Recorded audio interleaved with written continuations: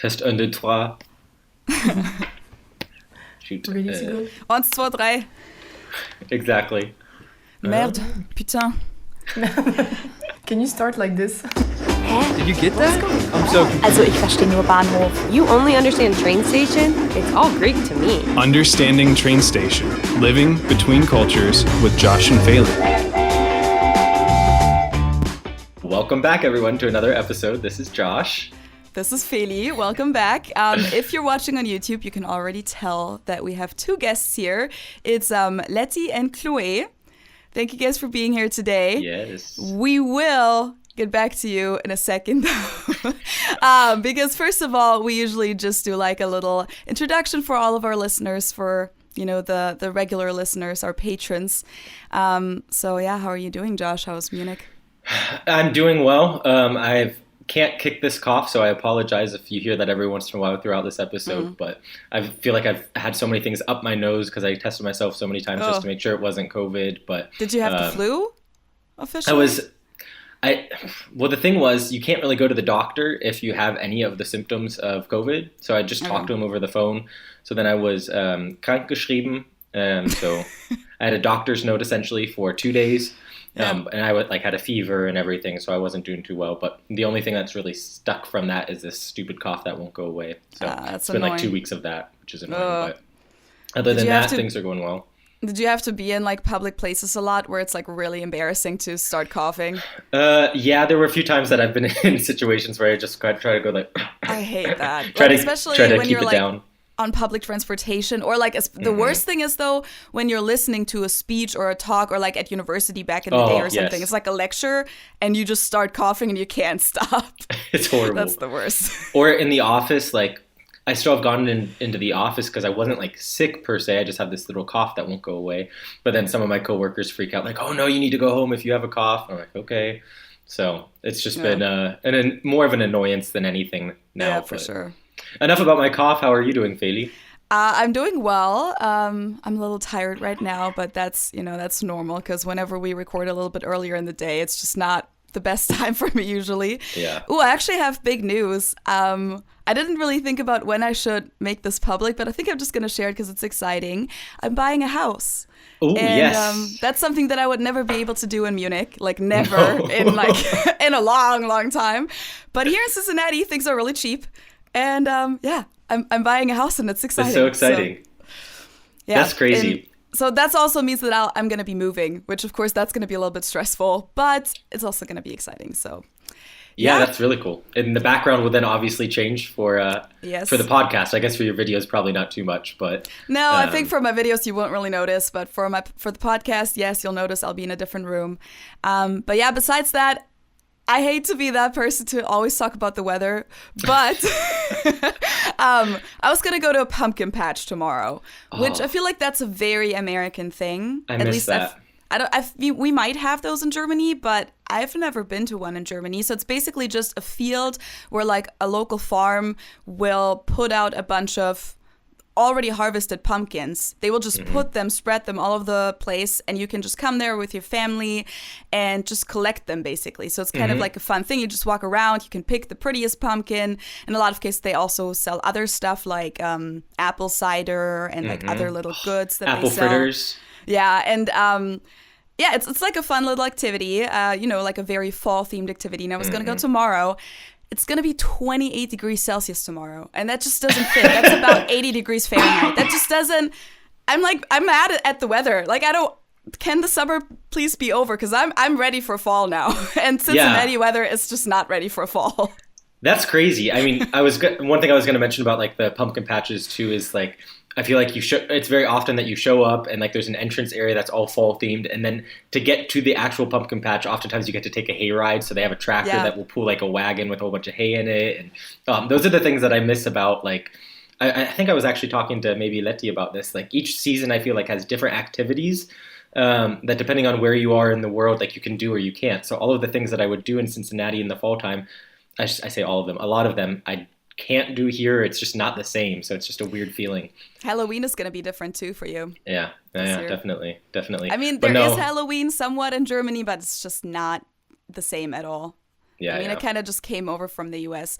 But yeah, today we'll mainly be talking about not differences between the US and Germany, but about differences between France and Germany. Before we get into that, though, of course, we have a sponsor again today, which is Lingoda. As you guys know, Lingoda is an online language school, and they have one last sprint coming up for 2021, which means that you can take intense language courses for 3 months straight, and you can either learn German, French, Spanish, English, or a specific course for just business English. And with that sprint, you can get to a conversational level within just 3 months. And the best thing is you can even get 100% or 50% cash back if you take all of the classes that you commit to in the beginning. Which is something that we have talked about in the past, is something that's a really good motivator for learning a language. I mean, kind of putting your money where your mouth is. So if you're invested, even with the opportunity then to get that money back, the chances of you really taking advantage of that program is much higher. So we definitely would recommend it. We both have had some experience with Lingoda and have been really impressed with the way that things are set up and structured. Albeit I haven't gone to as many French classes as I should, which I'm sure will come up in the interview. You were supposed to be fluent by now, but I guess your summer plans just kind of had different priorities. I was sick. Honestly, I'm even surprised that you didn't fully follow through with it, because that doesn't sound like you with language learning usually. But no. I think it's a good thing because you have so much going on in your personal life in Munich, which is great. Exactly. It's a good reason that I haven't been following it as strongly as I should. Yeah. But we would recommend that you guys stick with the program so that you have the opportunity to get your money back. Yes. And of course, you'll actually, get to that next level of language skills. Exactly. It's not just about getting the money back. Yeah. Josh hasn't quite yet reached that next step. That's true. I have to I have to admit. But just for you guys, some of the hard facts, you have to sign up by October 15th. So make sure if you're listening to this podcast that you hop over to Lingoda and get signed up as soon as possible, just so you don't miss out on the opportunity. There are 2 versions of the sprint. There's a super sprint where you attend 30 classes a month for 3 months. And if you meet all of the requirements, you then get 100% cash back. Then there's just the sprint version, which is where you attend 15 classes a month for 3 months. And if you meet all of the requirements, you get 50% cash back. So depending on how intense you're ready to be, you have 2 good options. So it's just a matter of figuring out what works best for you. Both plans require a €49 or $59 deposit, and each plan is paid out in 3 monthly installments. So you pay as you go. Yeah, and the cool thing is that for that deposit, you can save €20, which is $25 US, if you use our code CHAMP21, so like champion, but just CHAMP21, and just use the link in the info box below or in the show notes, depending on where you're listening or watching this right now. Click on that link and then use the code to save money and sign up for the sprint. And yeah, good luck to you guys. Good luck. And now we can jump into the interview with Laetitia and Chloé. So now jumping into the interview, I'm very excited about this interview this week because we're interviewing 2 of my best friends here in Munich, Laetitia, Letty, however you want to pronounce the name, and Chloé. So hello, Chloé. Hello, Chloé. Exactly. So Laetitia is actually my roommate, so we're recording this in our 2 separate rooms in the same building, which is just funny. But as far as the Zoom call is concerned, it just makes the conversation feel a little bit more natural. And then we have Chloé, who I got to meet through Laetitia. Maybe you guys can introduce yourselves a little. Who are you? Where are you from?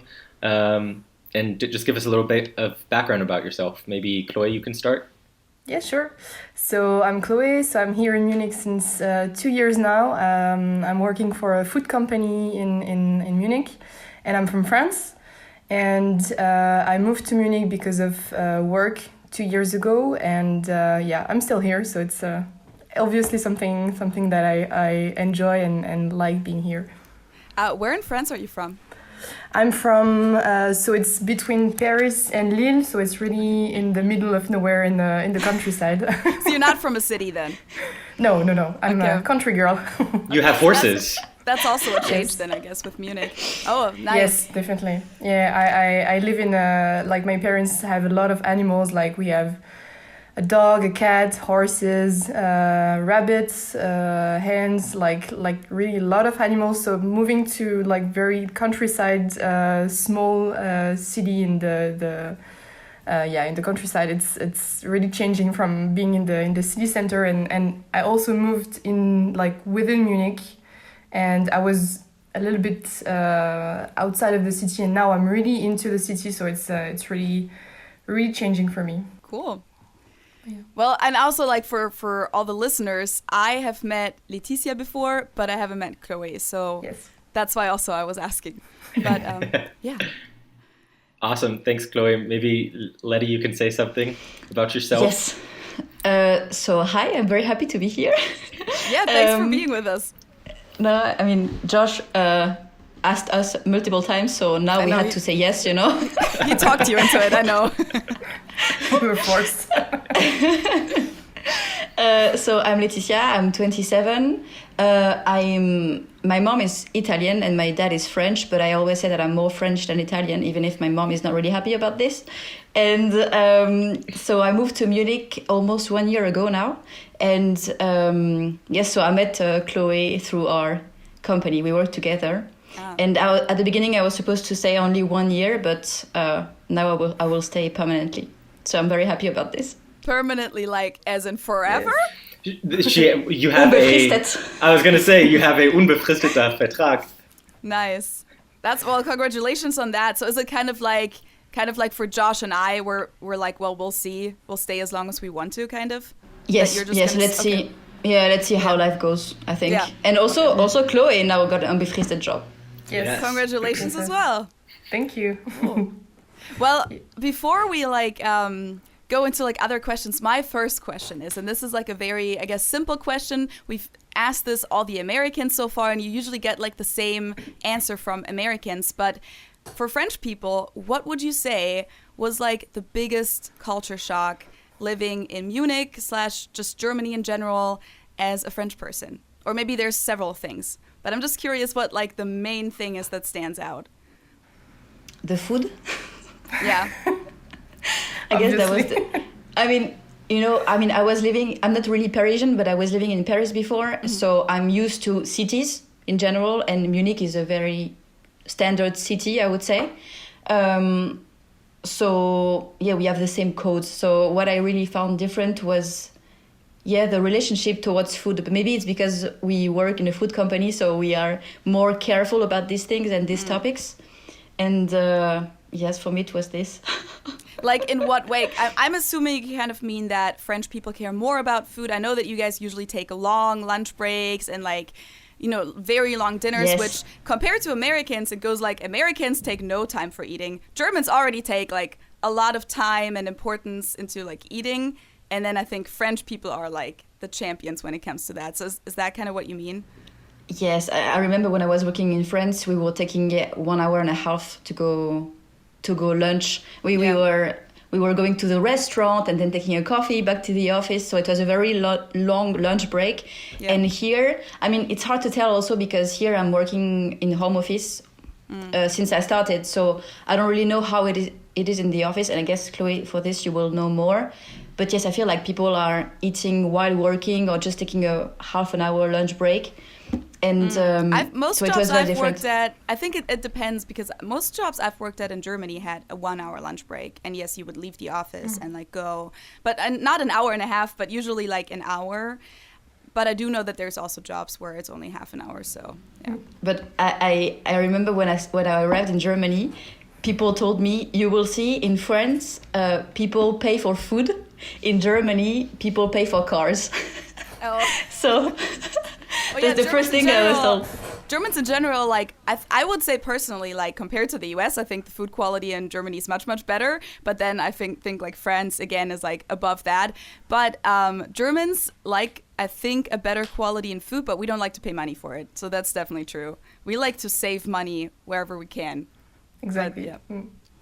What about you, Chloé? What would you say was kind of your biggest culture shock when you first moved to Munich? For me, it was also a little bit the food, but mostly the people. I'm used to like this Latin way of greetings and very close to each other and being like you just met someone in a party and then you just exchange texts, the numbers, and then you just start to see each other again. And in Germany, I feel like it's a little bit more complicated, like to just introduce yourself within their lives. And like, I mean, I've experienced this with people from work as well. The first day I arrived, I was sitting next to a girl, and we didn't talk. Like there was like nothing coming out of her mouth. And then we met a few times in parties and at other people's place. And then we started to talk and to realize that we liked each other and everything. And now she's one of my very cool friends from work as well. But it took so much time, and I was very, very shocked about this, because I mean, with Laetitia we met once, and then we were like, okay, we're going to hang out every time, and that's it. So that was something shocking for me. I mean, yeah. So have you been to? Sorry, go ahead, Josh. I was just going to say that's something in my personal life that I realized recently. We had a Werkstudent in our office. So a working student? Yeah, like a working intern? student. Yeah. Like an intern, but he was literally only there for 3 days in our office. Oh, okay. But he was in our office, and he came at a really bad time because we were super busy, understaffed. And he was sitting behind me, and literally I was so busy working all day that like I barely said anything to him. And then I turned around at the end of the day and I said, hey, I'm so sorry that I haven't talked to you. Like, if it weren't such a crazy day, I probably would have been talking to you a lot. I like to meet new people, and it's not the American thing to do, is just kind of ignore you. So I'm sorry. I will talk to you tomorrow. But I just caught myself like, oh my gosh, I felt like I was so German in this situation, just ignoring the new person and waiting until to see he has to make the first move. And it just, I was like, oh my gosh, maybe I'm getting Germanized. But then I felt really bad because I got sick and then didn't get to talk to him the next 2 days, and then he was gone. Oh gosh, but yeah, I mean, I hate that is the German way. I agree though, because like the different offices that I've been in my life in Germany, I feel like it's nothing that you're ever taught that's how it's done in Germany, but that's just kind of like an unwritten rule, or like you just see that other people do it like that, so you kind of adapt to that office culture, and I don't like that at all in Germany. I don't know why Germans do that. But is it German or is it Bavarian? Because basically we mostly know Bavaria. So yeah, so I worked in Hamburg also, and it was the same there. So I would say it's probably German. I mean, from what I've heard, like in the Rhineland and in the Cologne area, they tend to be a little more open. At least that's what you hear. But I haven't had any personal experiences with that I can say yes. I mean, I don't know about office culture though. I feel like office culture is always such a different thing than just how people act in normal life. Because I would say overall that Bavarians, kind of depends on the setting, but I would say that Bavarians are more open than people from the north. Kind of depends really though where you meet them. Exactly. Like if you meet them at the beer garden, they're usually open, I think. Yeah. Maybe that's why also like the German like to separate their lives, their private lives from their office life, and that's why it's pretty different. Because I mean, at least for the company I worked in, the people I was working with were also my friends, so the mixing was also easier to do. Yeah. I was wondering if either of you two had been to Germany before, whether it was like just on vacation or lived there before, or was it like your first time coming over? So for me, I did like a student trip in like when I was 15, but like for only 1 week. So it was just about being with friends and not paying attention to the culture and everything. So I can say it's really my first time in Germany now. Okay. And for me, actually not, because I was living in Munich when I was a child. I think I lived there here with my family 2 or 3 years. So I went to the kindergarten and then to the French school. That's cool. Of Munich. Yeah. So actually, I had a good. I had kind of a bit of memories of Munich, and that's also why I took German, as a foreign language. But I think we will come back to this later, maybe.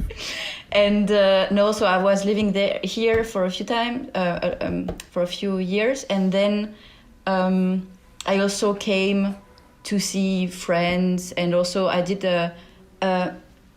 in the scope of my school we did a double degree, so I had a lot of German friends. So we also came in Germany. We came to Stuttgart to do the Vasen. Oh yeah, and, so that's another like beer festival that takes place in Stuttgart, which is in Baden-Württemberg, another state in Germany. So not my first time in Germany, but first time as a real adult. and living here alone. Nice. I mean, I feel like your story, I didn't realize that your story was so international with the Italian mom and then French dad and then growing up in Munich a little bit. Was there any other country that you lived in before? So I lived in Spain. Okay. I think as I heard you coughing up. So yes, I lived in Spain for 5 years. I moved there when I was 16 and I did my high school in also the French high school of Madrid. And then I stayed there to study 2 years.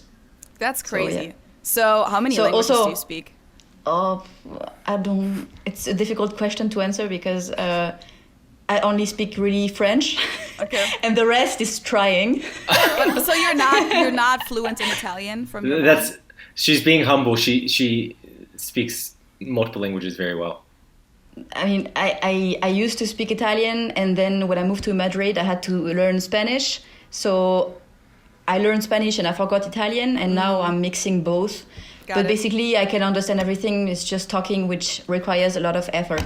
But yeah, I mean, it's even difficult for Josh and I just being like bilingual. I mean, Josh, you're technically like trilingual, I guess. I know some French. I just like totally. Don't underestimate my French abilities, okay? No.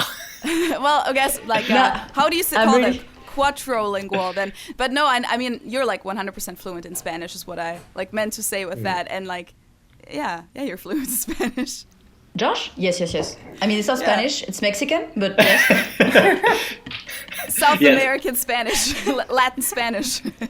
Yeah. We always fight because we compare the words in both. I mean, it's the same language, but in the end, it's not the same words in the everyday life.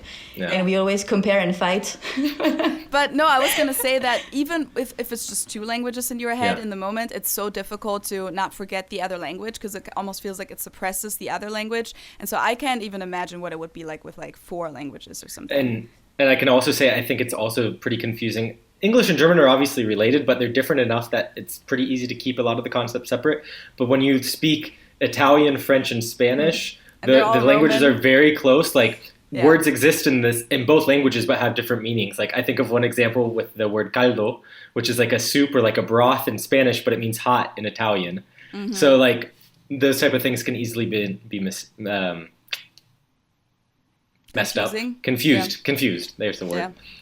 But also what you were saying about having multiple languages in your head, that's also, I guess it was the same for you, Chloé, but when I moved to Munich and I moved, 100% German environment and working 100% in English. And I was living back then with an Italian. So in my head, it was like, I couldn't follow. I was putting word of every language in the other. It was terrible. I don't know if it was the same for you, Chloé, when you moved here. That's what I was going to ask. Chloé, how was it for you? This is your first time working fully in English, right? Yes. And so I started working in the same company that I'm still in. So I was at the beginning working in French. And then when I moved to Germany, I had to speak English. But yeah, the environment is every time in English. So everything is pretty easy to follow.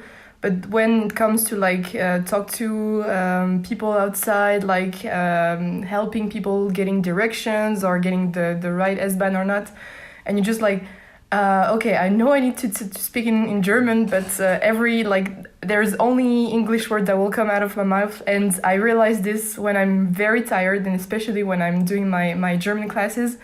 Like I have, like those small words that you use in English, and so on. Like I was saying this in German, like I was doing my sentence in German, and then no.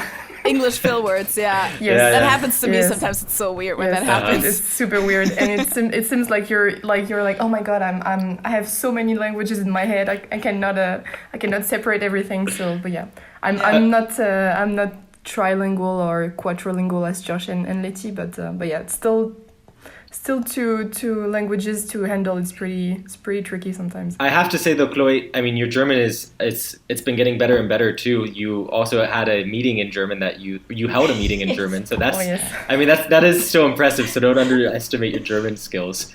One question or kind of point I wanted to bring up as well in your case, Chloé, is you also lived in Dublin for a bit, right? Or at least in Ireland. Yes. So I lived in Dublin for 4 months, and it was for an internship. And in fact, that was the first country I lived in for like this long without my family around, my friends and everything. And although I thought I was speaking English pretty well, the like getting there was total different experience. Like you're not used to hear a lot of people speaking English next to you, and you have to speak English all the time. So it was I was very tired the first days that I was here because that was the first time that I was in a English speaking country. Mm-hmm. And then Irish too. It's like a difficult accent to understand. Oh yes. I was so confused at first. I was like, oh my god, can I really speak English, or is it something another language? I don't know. So that was it's almost like that. So you're taking German classes right now, Chloe, you said? Yes, exactly. But you also took some in high school, or? Yes, actually I started when I was 11, and actually in France you choose German or you choose Spanish or Italian. And the saying is that if you take Spanish or Italian, your class mates will like be a little bit, how to say it nicely, like like not dumber, but like they won't be willing to work more than people who take German, because German is the hard choice. Yes. Okay. So like the students in there will be more focused and less less. Yeah. In general. So. I know To build on this, I think it's when you have to choose your language, your parents force you to take German. Yes, exactly. Because they know you're gonna have a better class. Okay. It's terrible. Exactly. Yeah. Yes. So I started like this, and basic. And at this time there was also Tokyo Hotel hitting France like so hard. Monsoon? And I have to say, I was a big Tokyo Hotel fan. Of course, me too. Me too. And I think that helped as well to confirm my choice that I wanted to keep learning German. Mm-hmm. And then it continues in high school. And actually in high school I took 2 hours on top of my weekly schedule of German, but like history in German. So wow. Yes, I had this class, and I think at this time my German level was pretty high, and then I went to university and I completely dropped German. So now coming back to Germany and being in the German culture, it's pretty hard to come back with the German language. But now I'm taking German classes with a personal teacher, so it's also helping a lot. Yeah. So it's just one-on-one? Yes.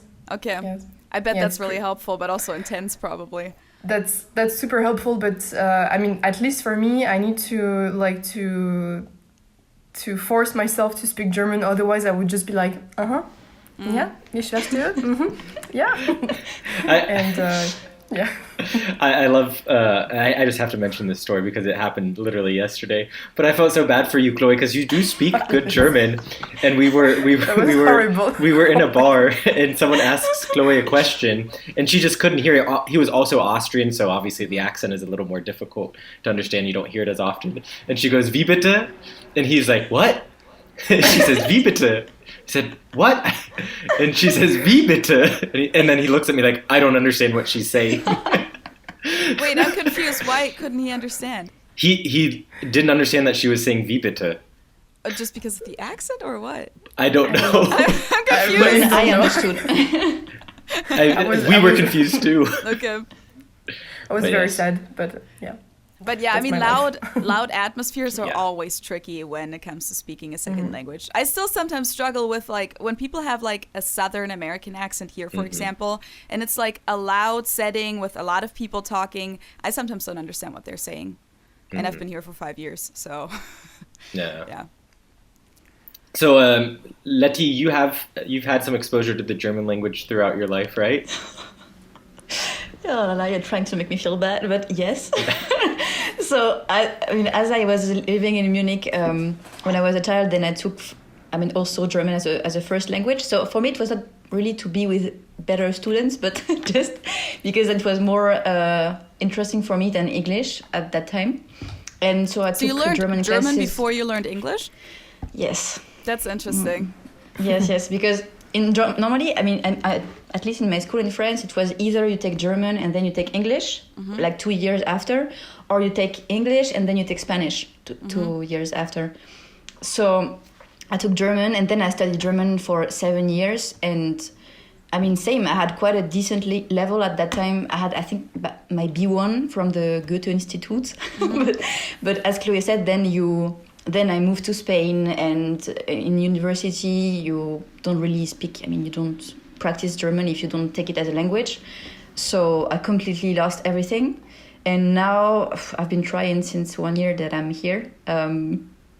But at the beginning, for me, the priority was more English, because it was very difficult for me to work 100% in English and to have English in my brain all the time, because before I was, working 100% in French. So I wanted to make sure that I was comfortable in English, and then I was also waiting to have a real contract to be able to have German classes, which is the case now. So I will have them in the next weeks, and I'm very excited. Nice. Letty, you just mentioned the whole getting a real contract. The reason that you guys came to Munich, both of you, I believe, was with this VIE program, which I just think is something that's really interesting that we don't have in the US. So maybe one of you can say a little bit about what the VIE program is and how you ended up working at a French company in Germany and how that works. And now you're on a full-time contract. It's just something that's interesting, I think, for maybe some of our listeners to hear about. So VIE stands for international volunteering in a company. So this is the translation, and it's actually coming from the French government that wanted the young people to work abroad and to work but still work in French companies. So they just send people abroad to work there. And I mean, at least for me, I was already working for the company, and there was this offer. And in other countries, it's not that well known because, like, for example, when I came here, the people saw me as an intern, but it was like really like a full-time job, and it's paid as a full-time job normally.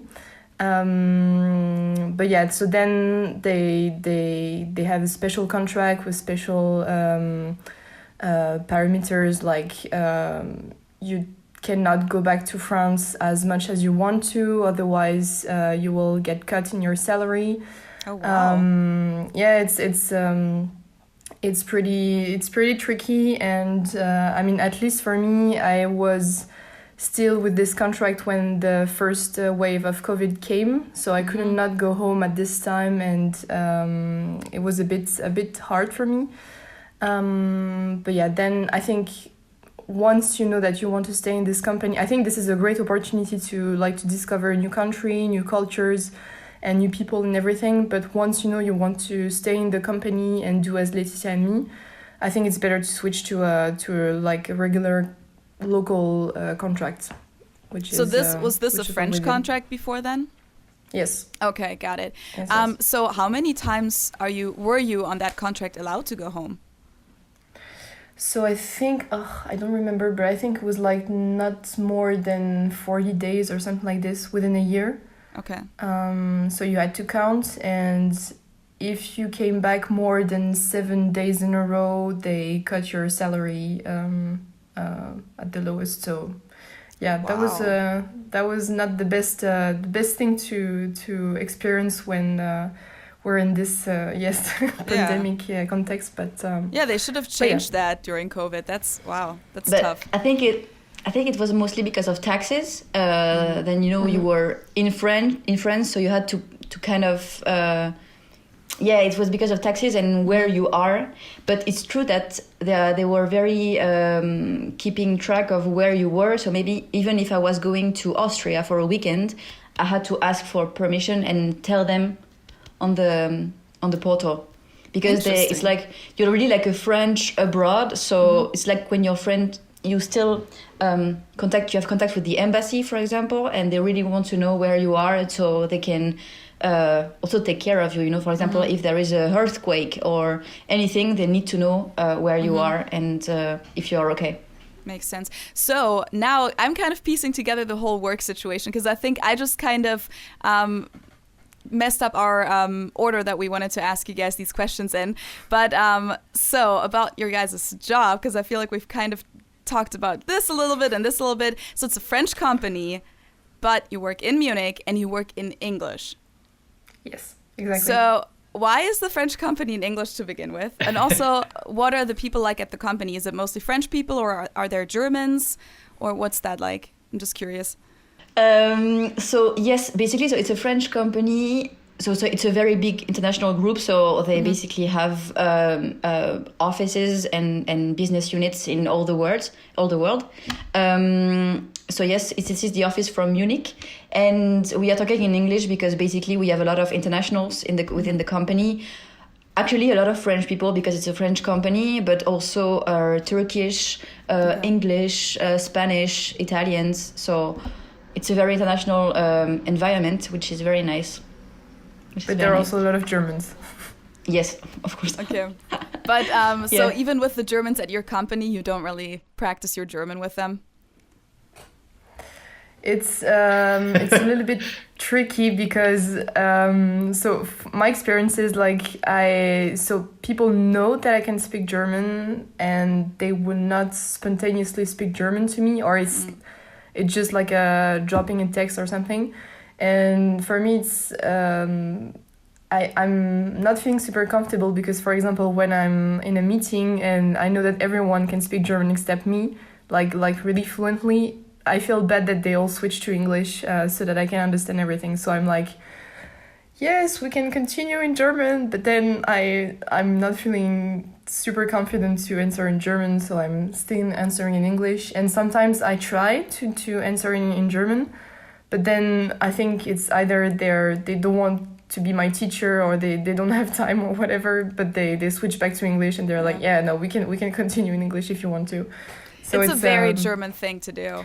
Yeah, I don't know if it's because they're not comfortable of you being not super comfortable speaking in German and they want to make you at ease and everything, or if they just don't have time to to wait for you to do the I think sentence. It's both. I don't know. I think it's a mix of both. In a lot of cases, I mean, because I have that deep inside of me too, and I try not to do that anymore with people because I know that it sucks for someone who wants to practice their German. But I think it's really just we feel so bad that our language is so difficult. That's one point. And then we really feel like my English is better, so let's just make it easier for everyone. But also, Germans are very impatient, I would say. That's my personal perspective. So maybe in a meeting also they don't want to spend the time. So I would say it's probably a mix of both. Makes sense. And also, as it's a work, it's work topics. You know, it's important that we understand each other and there is no misunderstanding, because otherwise you say some. If we don't understand each other, we can not be aligned on the next steps, etc. So I guess that's for this as well. No, I was just gonna say, I think, at least from my very small experience when we went to Strasbourg together, it seems the French are the exact opposite. They refuse to switch to English, even if they realize that you speak very, very bad French. So it's just an interesting difference between the two cultures and countries, because both languages are not easy to learn. But it's just a different approach, I guess, to how you deal with people who don't speak your language at the highest levels. That's a big difference. Like, I mean, French people are known for that Europe-wide, that like they either can't speak English or they don't want to speak English, even if they can. And like that people, like even waiters at like touristy spots sometimes just keep speaking French to you, even if they know that you don't speak French, which I guess just has a lot to do with national pride, patriotism in a way, at least compared to Germany, because we don't really have that in Germany a lot. Or why is that? Yeah, well, I was going to say, what are your guys' opinions on it? Because that's just my perception, but... I really don't know. I mean, I guess that for Chloé and I, it's the complete opposite, because, you know, we went abroad and we want to speak English and meet new people. But I guess in Paris, I mean, at least I think that's mostly the case in Paris, where, as you were saying, waiters refuse to speak English to a foreign person. Yes, I think they just don't want to make the effort. I think it's mostly laziness. but I don't know what you think, Chloe. I think it's like maybe like a brand, you know, like you were saying, Feli, like patriotism and being super proud that we're French and we can only speak one language and everyone needs to align with us and we won't make any effort to speak English. But maybe it's still with the older generation, and our generation I feel like it's more like everyone can speak English and more or less the same level, but I think it's starting to change, but for some jobs, it's definitely like this French touch that everyone is super keen on. So, yeah, that's my explanation for this, I think. Yeah. Interesting, because there are just so many differences between France and Germany, even though they're neighboring countries. Yeah. There's obviously also so much history there. And like for some of our listeners might not know that, but I think most people kind of know that there is somewhat of a rivalry there between France and Germany, just historically, but also I think like culturally. I know that a lot of Germans will, I think more in a joke, but kind of, make fun of French people or have like, funny insults for French people, which, I mean, I personally don't agree with that. I have family in France, so I personally like never liked that, but I know a lot of other people will, kind of make fun of French people. So Froschfresser. For example, or just like, kind of people would make fun of French guys for being like super gay, which of course, first of all, that's like a problem to insult someone that's gay because that's not even an insult. But like that's like these weird stereotypes, like French guys, like they're so arrogant and so like conceited.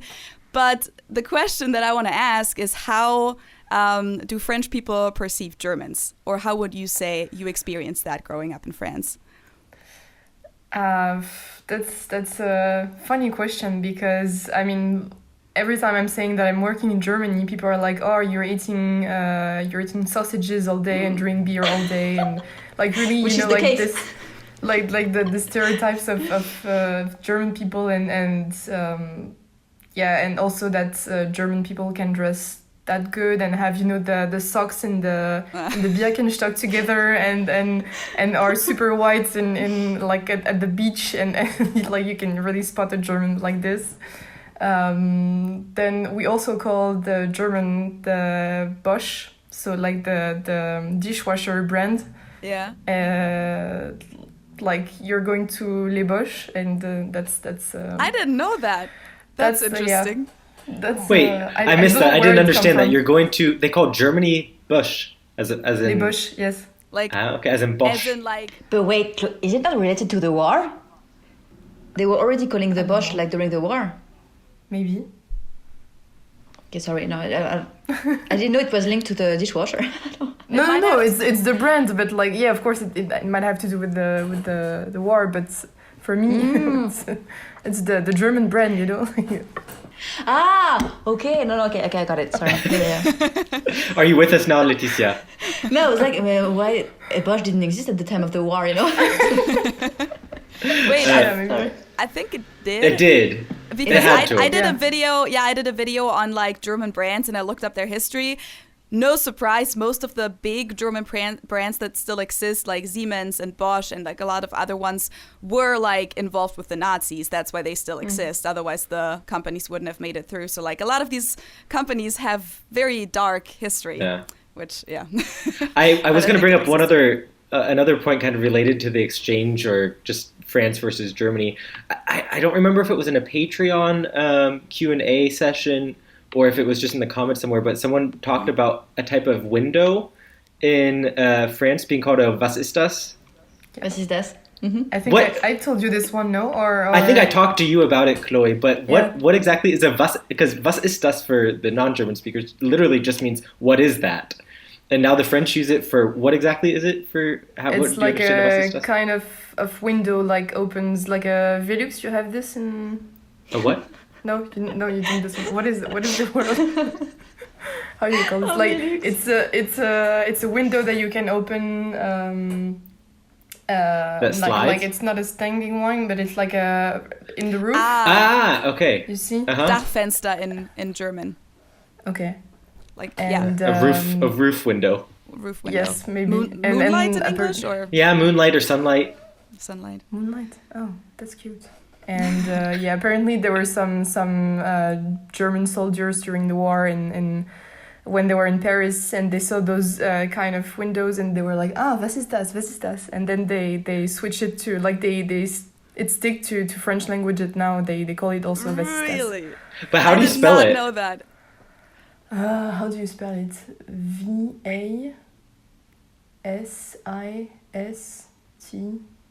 VASISTAS, I think. Was ist das? Was ist das? I don't know. I'll look it up and put it on the screen for all the people watching on YouTube. But so basically, was ist das means Dachfenster, I guess. Yeah. That's crazy. Yes.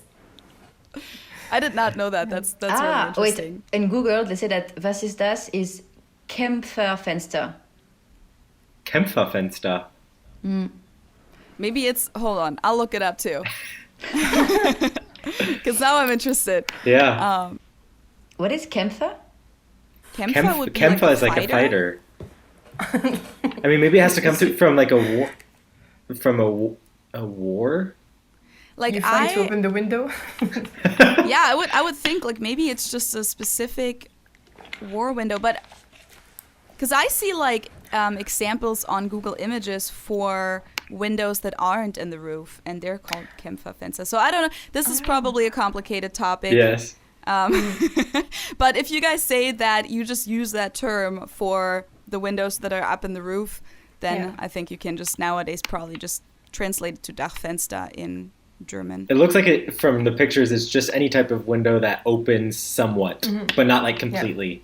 Yeah. Okay. Who knows? It doesn't matter. It's just I think it's funny that a type of window is called a was ist das. Yeah, that is really funny. I mean, you do have a lot of French word in German, right? Yeah. Oh, maybe it's in English. Yeah, I don't remember. No, in both. I'm now trying to think like what are some Portemonnaie, no? Yeah, portemonnaie. Yeah, we have a lot. Yeah, we butcher them all, of course. Portemonnaie is like how you would say in German. We do have a lot. So, ich bin d'accord, no? Yes. Yeah. D'accord. What else? Peu à peu. Cousin. Peu à peu. But for example, like cousin, like some people pronounce it more like French, so, and other people say like cousin or something like that. So like cousin? Yeah. Yeah. Uh-huh. Ah. It's cousin. We have cousin and cousine. Yeah. So one is the male and one is the female. Yeah. And then the cousine, of cousin, course, is like cousine. Germanized. Uh-huh. Yeah, peu à peu. I had one coworker who once said peu für peu.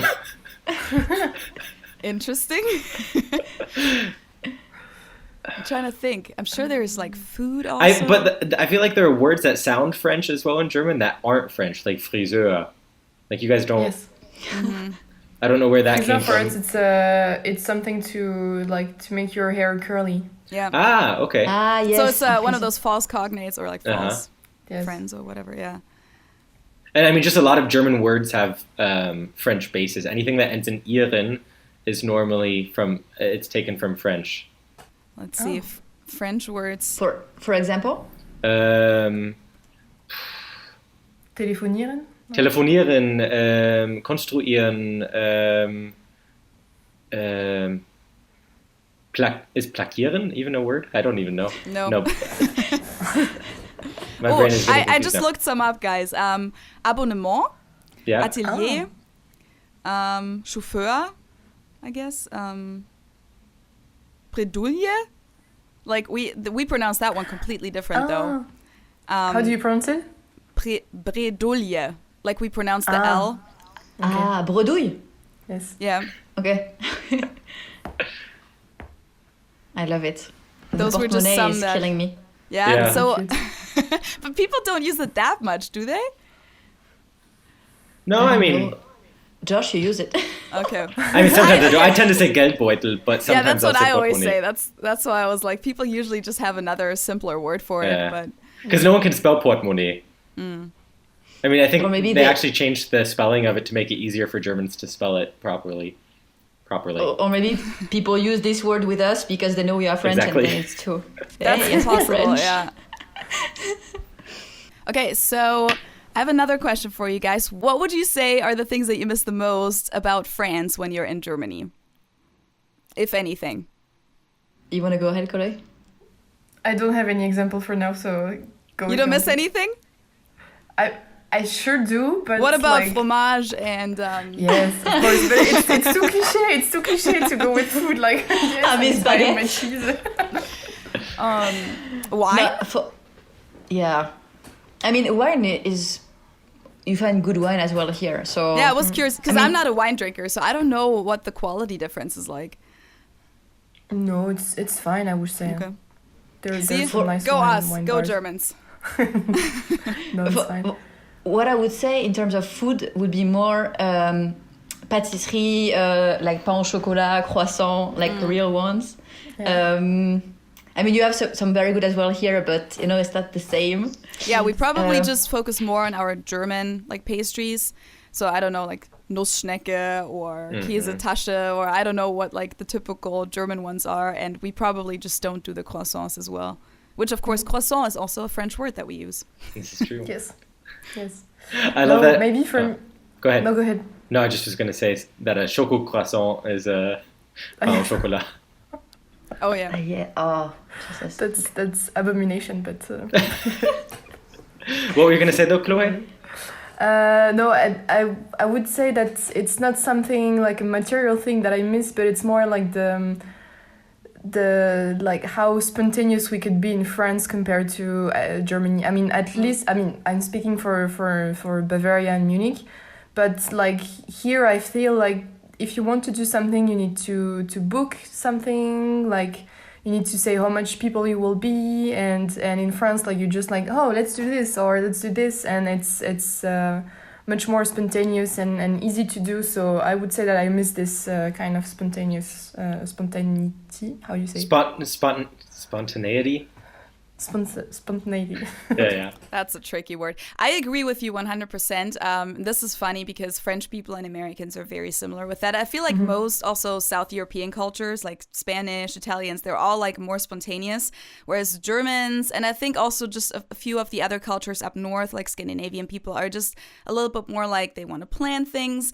And I always miss that too when I'm in Germany. Like when I go back to Germany to visit people, I have to plan like when I book the flight, I already tell my friends, hey, I'll be in Munich from this date to this date. And they already say like, hey, do you want to go to brunch on that day at that time? And I'm like, I guess so. I mean, I don't know yet if I'm going to want to on that day because that's 2 months away. But sure, let's make a plan for that. Because if I don't do that, I will not be able to see my friends because they're not going to be available spontaneous, as you said.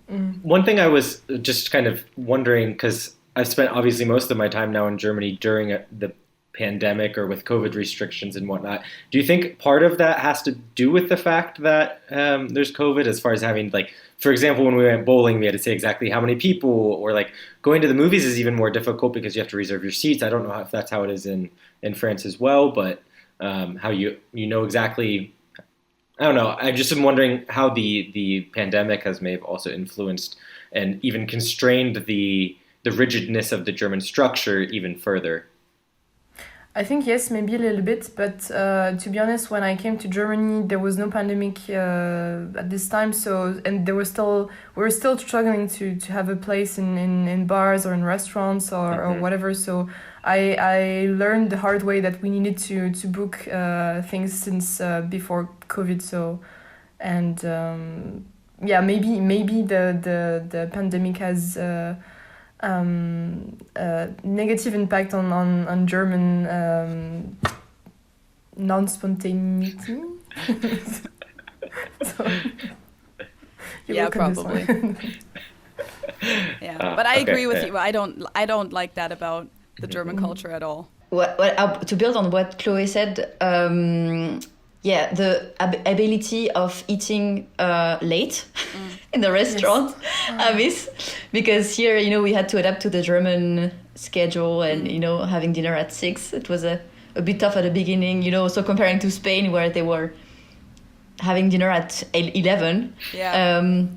And also what I miss here, but maybe it's because I don't speak German. It's the humor with, for example, waiters or people when you meet people in the supermarket and you start talking. I think in France, we make a lot of jokes and we are very, laughing and having small talks that I don't find here. Germans just don't really do a lot of small talk in general.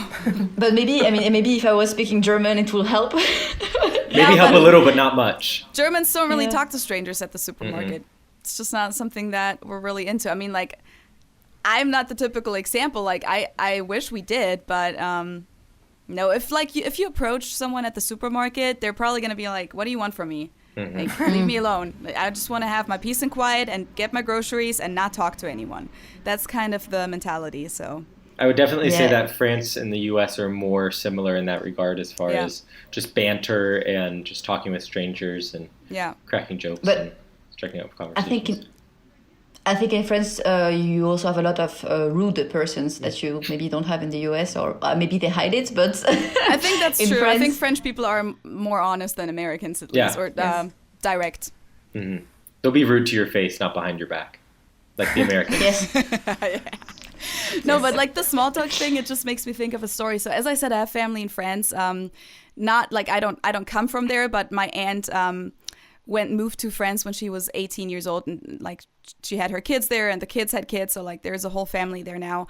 And my uncle, who unfortunately passed away, but when he was still alive, like he was the second mayor of the town. He was also a principal of a school, so he knew a lot of people. And whenever we visited, we would go to the market with him on the weekend, and we could not get through that market. Like he would literally stop every 2 meters, talk to someone, talk to the vendors. Like it took us like 2 hours just to get a couple things from the market. And that was like the epitome of what French culture was to me always. Like, first of all, we got like all this high quality food at the market, but then also everyone like, you know, was talking to each other and having a good time. And yeah, that was like a very nice experience always, which you don't really find that much in Germany.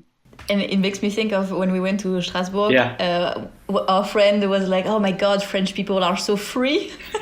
It was the impression that we give, which is completely a nonsense for me, but apparently that's the...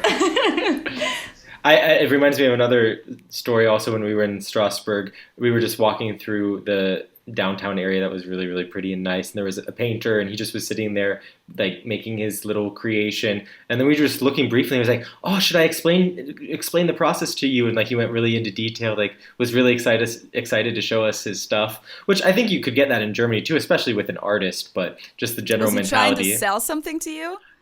I mean, of course he was wanting to sell, but he didn't seem too pushy as far as trying to get us to buy something. Because I feel like, I mean, I'm not trying to generalize all artists in Germany or anything like that, but I feel like Germans are always like, "Why are you explaining this to me right now?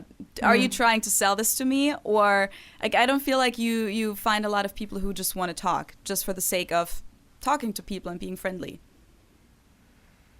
Do you know what I mean? Yeah. I mean, like I said, it was in French, so I was understanding maybe 25% of what he was saying. So maybe he was a complete sales guy and just trying to be very pushy, but it seemed like a nice gesture. He seemed like a nice man who was just explaining what he was doing.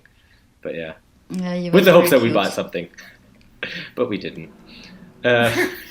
Maybe we can talk about the opposite of that last question. Mm-hmm. So things that you really, really like in Germany that you don't have in France. I think for me it's the security, like feeling that you're safe, and for example going to the U-Bahn and not paying attention to your bag because there will be no one like just being around you and try to steal things from you, and like even also sometimes it happens to me that I just put my bike in the like parked and with no locker, and then I find it the next day still here, like my wheels are still here and everything. So for me the security and the fact that people are pretty honest here, it's something that I really appreciate. That's exactly what I was about to say. It's exactly the same for me. Yeah, like not being in a ninja mode every time you go home and you're alone. It's very nice. And also what I really like here, maybe it's very typical of Munich, but I feel like Germans are really trying to enjoy every moment and everything about nature, going outside, you know, like it's snowing, okay, let's take the ice skates and go skating and playing hockey. Okay, it's sunny. Let's have an ice cream, even if it's 5 degrees outside, but still let's have an ice cream. Or in the English Garten, so which is the garden in Munich, you have some waves, and so you have surfers there all the time. People going outside for a picnic. I think this is super nice. I really love it about Munich. And in Germany, I guess it's the same, which is not really the case in France, I would say. Mm-hmm. And I think also Germans are pretty careful about the environment and like the system to sort the packaging and everything. It's pretty up to date, and there are also a lot of companies which are carbon neutral, and there are a lot more of vegan and vegetarian options for the food. So I think those examples shows that I think Germans are really, in general, more careful about the environment than France, I would say. That's interesting as far as, because I know that's a topic that Feli talks about a lot as far as like vegan and vegetarian options. Oh, Chloe, you're gone. Yes, sorry. That's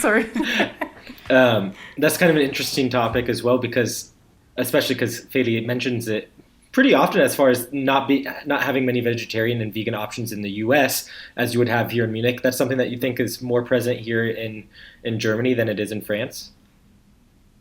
Yes, definitely. I mean, also I started like to be more vegetarian here in Munich because there were more options than in France. So I don't know now if it's France, it's getting like more and more visible in the shops. But I think there are more vegetarian options, at least in Germany. It also makes me think of a story that one of our friends who was vacationing in France experienced. It was a German couple, two of our friends, and they went. I think they were somewhere in the south of France, and she speaks pretty good French. Yes. And she was speaking with the waiter, asking if there were any vegetarian options because on the menu there was only meat, and he says no, and she goes, "Oh, c'est triste." So that's a shame. And his response is "pour vous." For you, and then he walks off. Wow. Great customer service. Yeah. She had nothing to eat or what? I think she found some option, but or just didn't eat the meat on one of the options. But yeah. But I think it's getting better in France in terms of vegetarian and vegan options. Mm-hmm. No? I don't know. Maybe I'm too Paris focused because I was living there, but at least. For me, actually, it's maybe the opposite, Like, if I really compare, like, Paris versus Munich, I find more vegetarian options in Paris because in Munich, maybe it's because of the, the Bavarian food being very meat-focused. But, yeah, for me, coming from the countryside and having, like, those very local shops around my parents' house, I can say that there is no vegetarian options, but I guess that in bigger city and especially in Paris. Yes, but it's true. When I was going to other cities in France, in the south of France, it's true that it's very rare. Mm-hmm. Yeah, and I think it's just changed so much just in the past few years. Even in Germany, like I think I would say 5 years ago, if you went to the store, and like now if you go to the German grocery store, there's this whole section of like all these green packages with like the meat substitute products. And it's like a big section with like, vegetarian ground beef and sausages and all like cold cuts, whatever you can imagine, really. Everything is there in vegetarian options, chicken nuggets, I don't even know, everything. But 5 years ago, I don't think there was anything. So really, this just developed in the past few years in Germany too. And I think this one company, what are they called? With the windmill or the mill on the... what are they called? Beyond Meat? No, it's this one company in Germany. I'm going to just put the name on the screen. I'm going to look it up. They were like a big meat producer, like sausage producer and stuff. And they now decided to only do vegetarian stuff. So they went from being a meat company to only doing meat substitute products because they make more money with that now. Yeah, it makes sense that the margins are probably better there. Yeah. So just one last question that I'm interested in. I know we talked about like lunch breaks being longer in France as opposed to Germany, but have you noticed any other differences in work culture between the two countries? I know you have a very international group at your job here in Munich, so maybe it's not the best comparison, But have you noticed any significant differences, or what would you say are some of the main differences between the two different ways of working? I think, at least for the company I'm in Germany, it's more the sooner you start and the sooner you finish. Like, your life is not about work.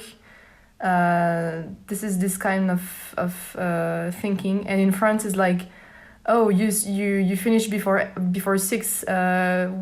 Like, you don't have work to do. Like you will take your afternoon to get your kids out of school, something like this. Like I think the ways of seeing the work within the whole life, it's not the same at all. Like, in France, it's more working for working, and in Germany, it's more like working to pay extra, like to pay your activities and everything. I don't know if it's clear what I'm saying. Yeah, I think what we would say is in Germany, you work to live, and in France, it's more you live to work. Yeah, exactly. Yeah, finishing earlier on Fridays, it's nice. Because I remember that in France, we were still finishing at 7 or 8 on Fridays. It doesn't change anything. And here, I mean, we don't finish particularly early, but still earlier than before, at least for me. And but I agree on what Chloé was saying. And also, I feel like here they are very careful about your mental state, your well-being. They ask you a lot of questions, even when we have one-to-ones with our managers, like, how do you feel? How is it going in your life? How do you feel about your workload? So the kind of questions that I was never asked before. That might be specific for your company, I feel like. Or what's your experience with that, Josh? I mean, that's what I was just going to say too, is it's hard to make these type of generalizations because company culture has a large impact on that. But as far as like my workload, I don't know. I don't think that's necessarily typical German. I think it may be more of a, like, not necessarily a startup mentality, but just more of a more modern mentality, I guess. Yeah. Which is, it's awesome that they do that. But personally, I've never experienced that in Germany. But also I worked in media, and like in media, they kind of expect you to just work for no money 24/7 on the weekends and at night, and they don't really care. Yeah. So maybe it was because of that. I don't know. Yeah, I guess it's very linked to the company culture. And also, I think, at least for me, I didn't work in a lot of companies before because I'm still quite young, I hope. Yeah, for me also, we're the same age. So like when I say that, it was like internships, like things that I did during my university and stuff. But I was at like a lot of different places, so I can kind of compare it a little bit at least. Even if you're just there as an intern for like 3 months, I think you can still kind of pick up on the company culture. Do you guys have any other comments on that topic, or it's fine if not? Otherwise, I would say we can start to wrap it up. The thing is that, it's a very French, I mean, it's a company with a very strong culture, and it's difficult to compare because I guess, Chloé, same for you, you didn't work in Germany in another company, so... No. And I'm trying to think about our like friends and close relatives who work in German companies, like if they have some comments on this, but I don't have anything in mind. So one thing, this isn't necessarily work culture, but I know from my family in France that, for example, the childcare system in France is so much better. Like women can go back to work. I don't know if they have to. They probably also have to go back to work earlier. I don't know. But at least they have the opportunity also to go back to work earlier after having a child, because they can put their child in a childcare like all day. In Germany, a lot of kindergartens end like in the afternoon, or like you can't even get a spot for your kids. So I just know from that point of view, which obviously none of us have kids yet, so that's not something that we're worried about right now. But I know that France handles that a lot better than Germany does.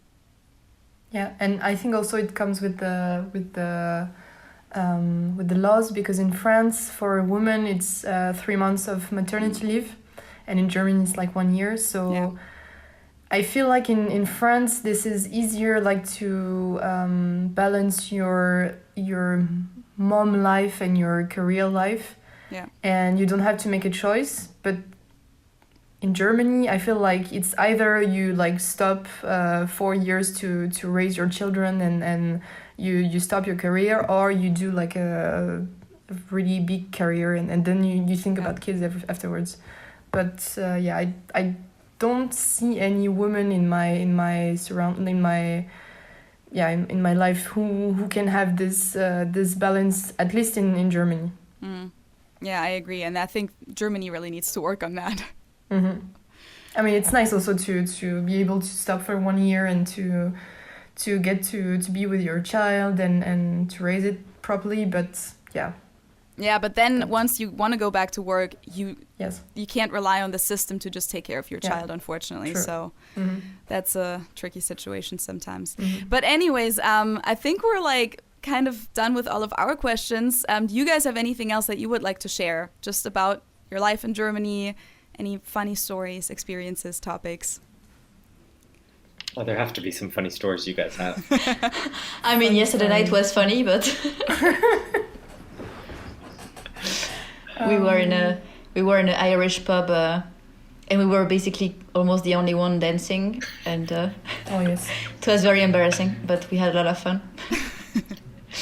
The Irish pubs in Munich are usually pretty international, though. Mm-hmm. It's true. Yeah, true. Yeah, but yeah, like meeting German people in bars and clubs, it's not as easy as in France, I would say. Yeah. Like I haven't like experienced this, but all of my friends who like try to hit on German guy or girl, they were just like we couldn't really like know that we were like into this connection because they're just staring and just waiting for you to they're very subtle. Yeah, there's actually a song, I don't know if you guys know this song, but this is by Wir sind Helden. It's called Aurélie. And it's the band basically sings, like explains to this French woman that Germans flirt very differently than French people do. So I think you guys should listen to that song. Yeah, you know that song, Josh. I know the song. I just have never really listened that closely to the lyrics. We'll listen to it later, guys. Yeah, it goes. Die Deutschen flirten sehr subtil. And like it basically goes like you have to realize that even if they're not whistling after you, they're still interested. They're still looking. Like you have to kind of pick up on the more subtle things with the Germans. That's what the song is about. So yeah. Oh, pay attention, Chloé. That makes me very nostalgic because I think actually the last time that I listened to that song was a year ago, pretty much just about a year ago in Puerto Rico. Yeah, I know. I was just thinking that too. Aww. We went on vacation to Puerto Rico, Josh, I, and then 2 other German friends. And we were in the car, and the whole vacation was pretty much in German. And we just listened to German music, and that song came on, and we were singing along very loudly in the car in Puerto Rico. Except for when I forced you guys to listen to some reggaeton. Yeah, oh my God! Of course. La la, with everyone, it's crazy. Well, cool. I think then we can go ahead and wrap up the interview. Yeah, thank you guys so much for being here and for doing this. Thanks, Josh, for talking them into doing this because I think this was very, very interesting. Yeah. And yeah, if any of our listeners have any questions, follow-up questions, feel free to put them in the comments below. I don't know if you two maybe want to check in on the comments on YouTube and even answer questions. If not, you don't have to. But you can filter your answers through me as well. Exactly. Just tell Josh and he'll respond. But yeah, thanks for being here. Thank you guys so much for taking the time to talk to us. And like Felice said, I think some of these topics are really interesting and it's fun to get your guys' perspective on them. So thanks for taking the time and sharing your input with our listeners. Thank you for the invitation. That was so much fun. Honestly, that was really cool to do. So thank you a lot. Yeah, hopefully I can meet you in Munich sometime too. Yes, that would be super nice. Yeah, thank you very much, guys, and thank you, Josh, for forcing us to do it. We had a lot of fun. In German, we would say, manche Leute muss man zu ihrem Glück zwingen. Exactly. You have to force to their luck. But anyways, thank you guys for listening today. Of course, you know that you can just subscribe on YouTube. You can subscribe on Apple Podcasts or Spotify. You can leave a comment, or you can also support us on Patreon or buymeacoffee.com. It's patreon.com/understandingtrainstation and buymeacoffee.com/UTS podcast. You can follow us on Instagram, even though we don't post a whole lot. Actually, I always when I say this at the end of the episode, I'm like, let's just take a video right now. Okay. There we go. So they can't hear us, We're but we recording can a at least podcast right wave. now. Yeah, you can't be on the video because it's in my headphones. But yeah, hi Instagram. We're currently wrapping up an episode with Chloé and Laetitia and Josh, of course. And it'll be out on Thursday. Okay, so that's done. But yeah, you guys can follow us on Instagram and message us at understandingtrainstation@gmail.com if you want to. Exactly. Then thank you guys for hanging out with us this week, and we will talk to you in 2 weeks. Tschüss. Ciao. You guys want to say bye in French? Au revoir. Salut. Nice. There you go.